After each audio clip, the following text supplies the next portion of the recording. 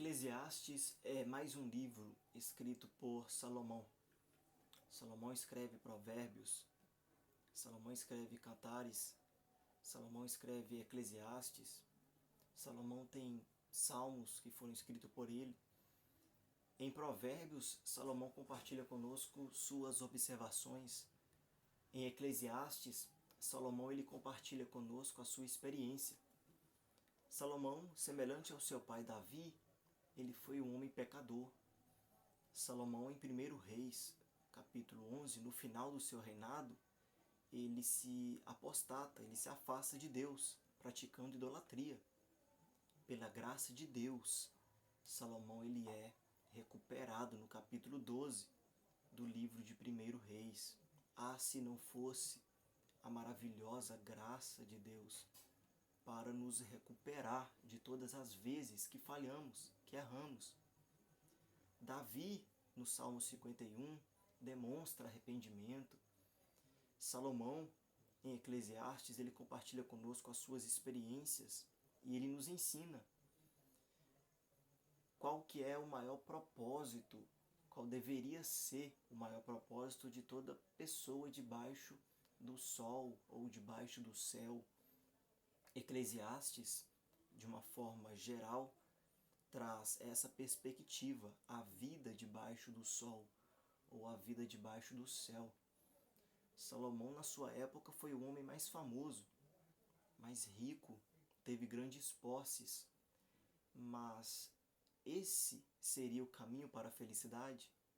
O caminho para a felicidade seria o dinheiro? O caminho para a felicidade seria a fama?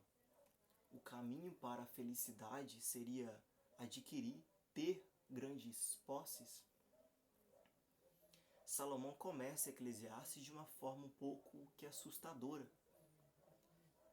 Ele foi tudo isso, muito sábio, muito rico, teve grandes posses.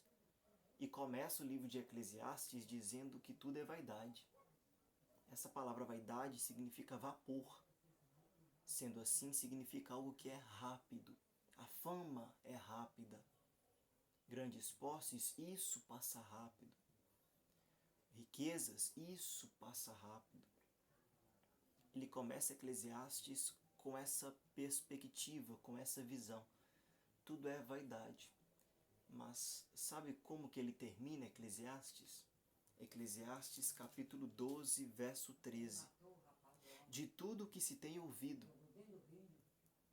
ou seja, de tudo que você já ouviu, de tudo aquilo que você já leu em Eclesiastes, nestes 12 capítulos, ele diz, o fim é, teme a Deus e guarda os seus mandamentos, porque isto é o dever de todo homem.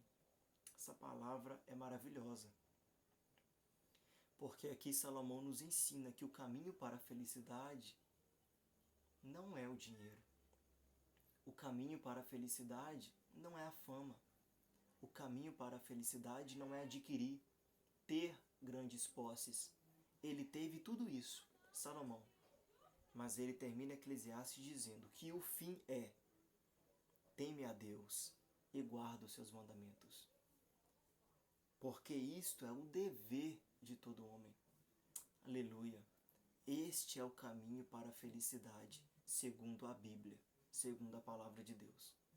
O caminho para a felicidade é o temor a Deus e a obediência à sua palavra. Isso é o que significa ser religioso. O que, irmão Renan? Eclesiastes 12, 13. Teme a Deus e guarda os seus mandamentos. Isso é o que significa ser religioso. Ser religioso significa temer a Deus e guardar os seus mandamentos. Salomão mostra a importância de tudo isso. Por que temer a Deus? Por que guardar os mandamentos? Esta não é a primeira vez em Eclesiastes que Salomão fala da importância de se temer a Deus. Em Eclesiastes capítulo 3, versículo 14, ele diz: Eu sei que tudo quanto Deus faz durará eternamente. Nada se lhe deve acrescentar, e nada se lhe deve tirar. E isto faz Deus para que haja temor diante dele. Agora, Eclesiastes capítulo 5, versículo 7. Porque como na multidão dos sonhos há vaidades, assim também nas muitas palavras. Mas tu teme a Deus. Eclesiastes capítulo 8, versículo 12. Ainda que o pecador faça o mal 100 vezes, e os dias se lhe prolonguem, contudo eu sei com certeza que bem sucede aos que temem a Deus, aos que temem diante dele. Sendo assim, essas declarações mostram para a gente. Salomão enfatiza, ele dá prioridade em Eclesiastes à importância de se temer a Deus. Em Eclesiastes 8:12, ele diz: contudo eu sei com certeza que bem sucede às pessoas que temem a Deus. O verdadeiro sucesso está aqui em temer a Deus e ser obediente à sua palavra. Esta é uma pessoa de sucesso, segundo a palavra. Eclesiastes traz essa luz para o nosso coração. Quer ser uma pessoa de sucesso? Quer ser um homem de sucesso? Quer ser uma mulher de sucesso? A linguagem aqui é diferente da linguagem mundana. Porque lá fora no mundo você é uma pessoa de sucesso, tendo muita fama, sendo muito rico, adquirindo muitas propriedades, tendo muitas possessões. Eclesiastes, porém, traz essa luz ao nosso coração. Você será um homem de sucesso. Você será uma mulher de sucesso. Como? Temendo a Deus e guardando os seus mandamentos. Algo mais está aqui. Qual a importância de temer a Deus e guardar os seus mandamentos? O último versículo de Eclesiastes, deste livro, nos mostra a importância que é temer a Deus e guardar os seus mandamentos. Eclesiastes 12:14. Porque Deus há de trazer a juízo toda a obra, e até tudo o que está encoberto, quer seja bom, quer seja mal. Por que que é importante temer a Deus e guardar os seus mandamentos? Ser obediente à sua palavra. Salomão ensina em Eclesiastes que tudo isso é importante porque um dia, independentemente se estamos prontos ou não, vamos estar diante de Deus para um julgamento final. Salomão ensina que toda a obra será revelada diante de Deus, obras boas e também obras más. Cada pecado encoberto no juízo final será revelado, mas também cada atitude generosa anônima será revelada. O juízo final nos ensina algo muito importante. O que estamos fazendo agora pode parecer que não tem importância, mas no juízo final, tudo aquilo que nós estamos fazendo agora, sim, terá importância. A maneira como estamos utilizando o nosso tempo agora, no juízo final, terá importância. Aquilo que estamos fazendo com o nosso corpo agora, no juízo final, terá importância. A maneira como gastamos os nossos recursos, nosso dinheiro, pode parecer que não tem importância agora. Tem gente que só usa o dinheiro para bobeira. No juízo final, terá importância. Cada pensamento, cada palavra descuidada, no juízo final, tudo isso terá importância. Muitas pessoas falam de forma imprudente, com arrogância, com raiva, para ferir as pessoas. E agora, parece que tudo isso não tem importância. Ok, mas a palavra de Deus nos ensina. Haverá um dia em que eu e você estaremos diante de Deus para um julgamento final. E nossas palavras, nossos pensamentos, as nossas obras, tudo o que estamos fazendo agora terá sim uma grande importância no juízo final. Eu quero nesse devocional compartilhar com você um tema que está queimando no meu coração. Isto foi um resumo do livro de Eclesiastes para a gente entrar aqui no devocional. Sabedoria e semeadura. Sabedoria e semeadura. Eu quero compartilhar com você este devocional, essa palavra que está queimando no meu coração. Jó, Provérbios e Eclesiastes, de maneiras diferentes, nos ensina que Deus, ele é o único que pode compartilhar conosco a sabedoria que nos permite viver neste mundo. Um mundo que às vezes está ok, tudo em ordem, mas um mundo que às vezes está turbulento. Salomão ensina o caminho para essa sabedoria em Provérbios. Provérbios, capítulo 1, versículo 7. O temor do Senhor é o princípio da sabedoria. Ele também diz: os loucos desprezam a sabedoria e a instrução. A parte principal não é a sabedoria, ensina Salomão. A parte principal é o temor do Senhor. O temor do Senhor é o princípio da sabedoria. O que Salomão está ensinando aqui é que o caminho para trilhar, o caminho para se chegar à sabedoria é o temor do Senhor. Quem não teme a Deus, quem não tem respeito pelas coisas de Deus, pela santidade, pela palavra, pelo caráter de Deus, não alcança a sabedoria que nos permite viver neste mundo.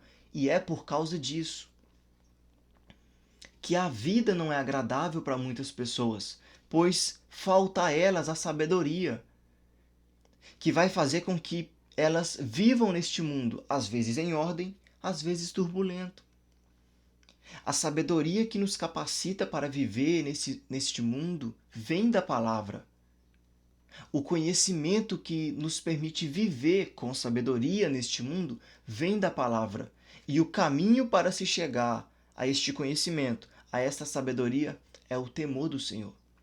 Provérbios, Eclesiastes e também o livro de Jó nos ensina isso.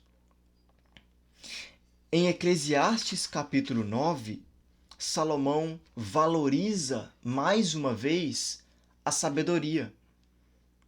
Salomão, ele enxerga a sabedoria debaixo do sol. Olha o que ele diz em Eclesiastes, capítulo 9, versículo 14. Houve uma pequena cidade em que havia poucos homens, e veio contra ela um grande rei, e a cercou, e levantou contra ela grandes baluartes. E encontrou-se nela um sábio pobre, que livrou aquela cidade pela sua sabedoria, e ninguém se lembrava daquele pobre homem. Olha só, houve uma pequena cidade, nessa cidade havia poucos homens, veio contra esta pequena cidade um rei, um grande rei, e cercou essa cidade. Porém, nessa cidade havia um homem, e a Bíblia diz que ele era sábio, mas não apenas isso. Ele era pobre. Um homem sábio, pobre, morando em uma cidade pequena e com poucos homens. Quem é que vai livrar essa cidade? Você compreende? Tem um grande rei com um grande exército invadindo uma pequena cidade. E um homem sábio, porém pobre, vai livrar essa cidade? Como pode um homem sábio e pobre livrar uma cidade que está sendo invadida, atacada por um grande rei? O texto diz: Eclesiastes 9,15. E encontrou-se nela um sábio pobre, que livrou aquela cidade pela sua sabedoria. E ninguém se lembrava daquele homem pobre. Eclesiastes 9,16. Então disse eu: melhor é a sabedoria do que a força, ainda que a sabedoria do pobre foi desprezada, e as suas palavras não foram ouvidas. Ah, que texto lindo! Um homem pobre, sábio, livra uma cidade que está sendo atacada por um grande rei. Salomão chega à conclusão de que a sabedoria é melhor do que a força. Você compreende a riqueza deste texto? A sabedoria pode fazer muito mais pela sua família do que a força. A sabedoria pode fazer muito mais pelo seu ministério do que a força. Pela sua sabedoria, este homem que era pobre, porém sábio, livrou uma cidade que estava sendo atacada por um grande rei. Cérebro é melhor do que músculo. A sabedoria é melhor do que a força. A sabedoria é melhor do que a gritaria. Porém, a palavra de Deus diz que aquele homem sábio foi esquecido. Versículo de número 15, no final. E ninguém se lembrava daquele pobre homem. Ele livrou a cidade pela sua sabedoria, mas foi esquecido. Ele livrou a cidade pela sua sabedoria, mas não recebeu recompensa. Ele livrou a cidade pela sua sabedoria, mas não recebeu fama. Eu me lembro de José, em Gênesis 40. José ajudou na prisão o mordomo de Faraó. E quando o mordomo de Faraó foi liberto da prisão, não se lembrou de quem era José, que ajudou ele na prisão. As pessoas são assim. Elas vão se esquecer da ajuda que você pode dar a elas, mas Deus não se esquece. Aleluia! Você se lembra do que foi dito antes? No juízo final, cada pecado encoberto será revelado, mas também cada atitude generosa, anônima, também será revelada. As pessoas podem se esquecer da sua ajuda, mas Deus não se esquece. Até mesmo uma sabedoria salvadora pode ser esquecida. Eu vou repetir mais uma vez, porque isso é importante. Pela sua sabedoria, este homem salvou, livrou uma cidade, mas ele foi esquecido. Até mesmo uma sabedoria salvadora pode ser esquecida. Mesmo assim, a sabedoria é a melhor parte. A sabedoria não é apenas melhor do que a força. A sabedoria também é melhor do que as armas de guerra. Em Eclesiastes 9,16, Salomão diz: melhor é a sabedoria do que a força. Agora, no 18, Salomão diz: melhor é a sabedoria do que as armas de guerra. Uma palavra sábia é melhor do que alguém que grita o tempo todo.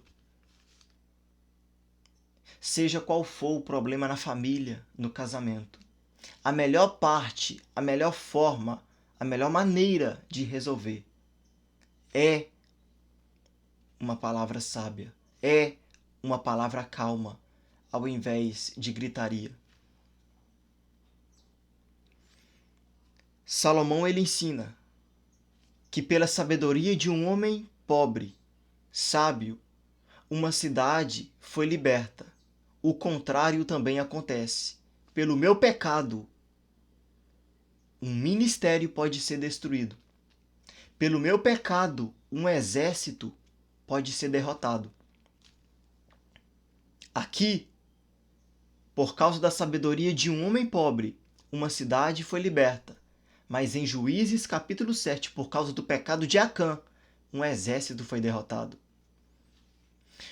A minha sabedoria pode edificar uma cidade. A minha sabedoria, ela pode salvar um ministério, uma família, mas o meu pecado também pode destruir. Entrando na parte da semeadura, Eclesiastes capítulo 11 é um capítulo maravilhoso. Eclesiastes capítulo 11 nos encoraja a sermos investidores do reino de Deus. Este capítulo também nos ensina algo muito real para os nossos dias. Existem muitas pessoas que ficam esperando um tempo perfeito para se entregar a Deus, para trabalhar na obra de Deus. Eclesiastes 11 nos ensina que não há um tempo perfeito para isso. É perigoso alguém ficar esperando um tempo perfeito para se entregar para Deus, para trabalhar na obra de Deus. Este capítulo nos ensina: quem fica esperando um tempo perfeito para fazer algo no reino de Deus, corre o risco de ficar esperando para sempre, pois não há tempo perfeito para semear no reino de Deus ou para trabalhar no reino de Deus. Eclesiastes 11, a partir do verso 1, diz assim: lança o teu pão sobre as águas, porque depois de muitos dias o acharás. Às vezes nós fazemos essas perguntas para nós mesmos. As orações que eu faço, elas estão sendo respondidas? Todo o investimento que eu faço no reino, as ofertas, o dízimo, a pregação do evangelho, pessoas estão sendo salvas, edificadas? Ou seja, nós queremos uma colheita daquilo que estamos fazendo na obra de Deus na hora, mas a colheita não vem na hora. A colheita do investimento que nós fazemos no reino não virá na hora. O texto diz: lança o teu pão sobre as águas. Por que quando? Porque depois de muitos dias o acharás. Então, para algumas pessoas, a colheita vai vir depois de um dia. Um exemplo, depois de 3 anos, 5 anos, não sei. O que a palavra de Deus garante é: a colheita não virá na hora, mas ela virá. Você vai achar a colheita do investimento que você fez. 1 Coríntios capítulo 15, Paulo disse algo lindo: o nosso trabalho no Senhor não é vão.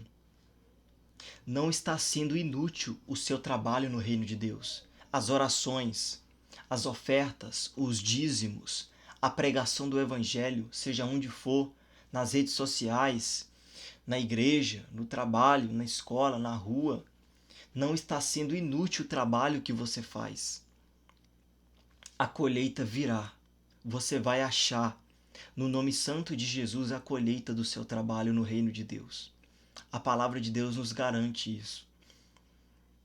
No verso 1, Salomão ele diz: lança. No verso 2 ele diz: reparta.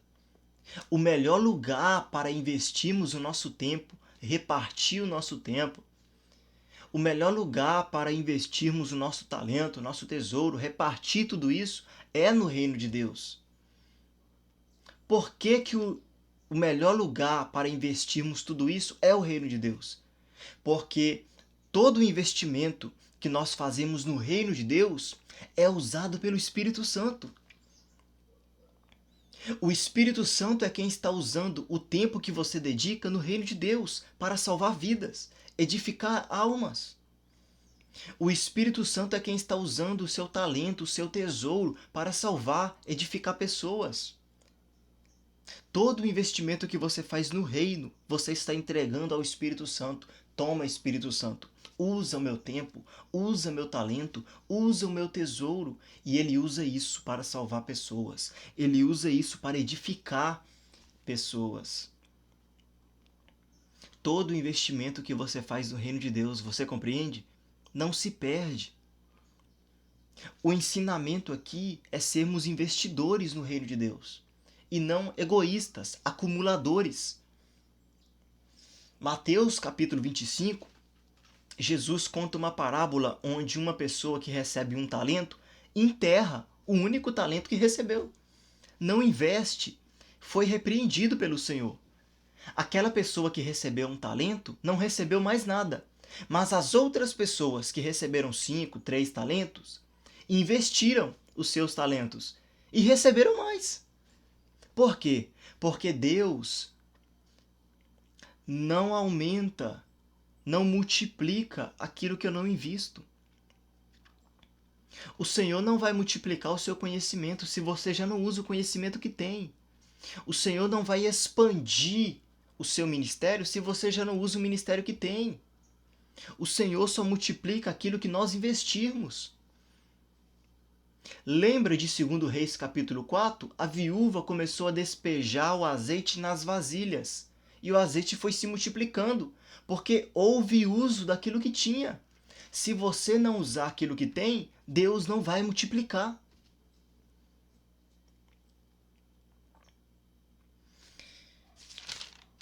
Salomão usa aqui a imagem de um fazendeiro. O fazendeiro, ele não tem controle sobre a natureza. Eclesiastes 11, verso 3. Estando as nuvens cheias, derramam a chuva sobre a terra. E caindo a árvore para o sul ou para o norte, no lugar em que a árvore cair, ali ficará. Olha que perfeito, o verso 4.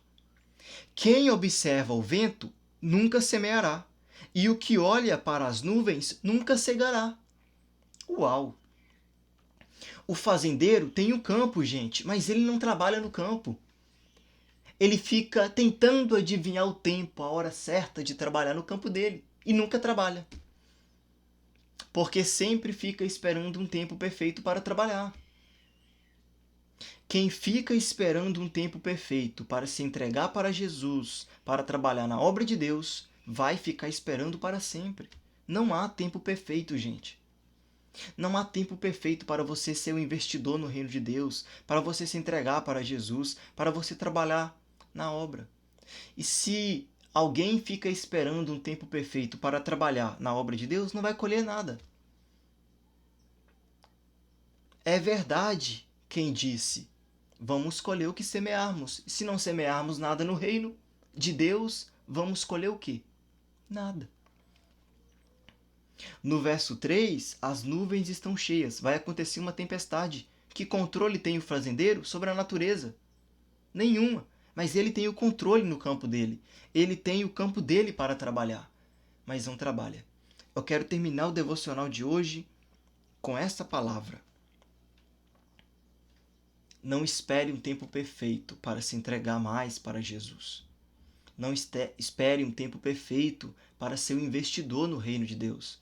Não espere um tempo perfeito para trabalhar na obra de Deus, porque você corre o risco de ficar esperando para sempre. A hora é agora.